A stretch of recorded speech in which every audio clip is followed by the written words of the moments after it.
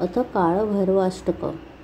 श्री गणेशाय नमः। देवराज्य सेव्यमानशावनाम्भि पंकजं व्यालयत्नसूत्रमिन्दुशेखरं कृपाकरं नारदादियोगिवृन्द वन्दितं दिगंबरं काशिकापुराधिनाथ काळभैरवं भजे।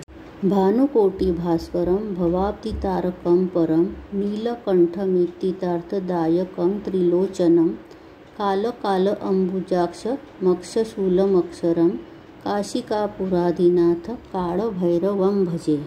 शूलटङ्कपाशदण्डपाणिमादिकारणं श्यामकायमादिदेवमक्षरं निरामयं भीमविक्रमं प्रभु विचित्रताण्डवं प्रियं काशिकापुराधिनाथ काळभैरवं भजे। भुक्तिमुक्तिदायकं प्रशस्तचारुविग्रहं भक्तवत्सलं स्थितं समस्तलोकविग्रहं विनीकणन्मनोज्ञहेमकिङ्किणीलसत्कटिं काशिकापुराधिनाथ काळभैरवं भजे। धर्मसेतुपालकं त्वधर्ममार्गनाशकं कर्मपाशमोचकं सुशर्मदायकं विभुं स्वर्णवर्णशेषपाशशोभिताङ्गमण्डलं काशिकापुराधिनाथ काळभैरवं भजे। रत्नपादुका प्रभाभिरामपादयुग्मकं नित्यं द्वितीयमिष्टदैवतं निरञ्जनं मृत्युदर्पनाशनं करालद्रष्टमोक्षणं काशिकापुराधिनाथ काळभैरवं भजे।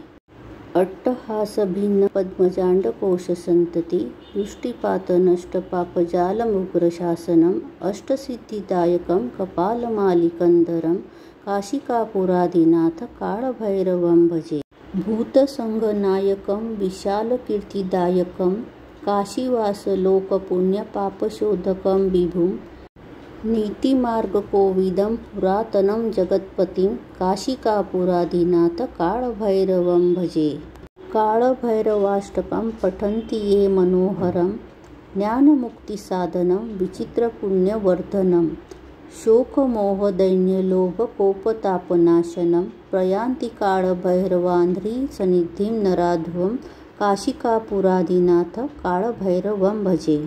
इति श्रीमद्शङ्कराचार्यविरचित काळभैरवाष्टकं सम्पूर्णम्।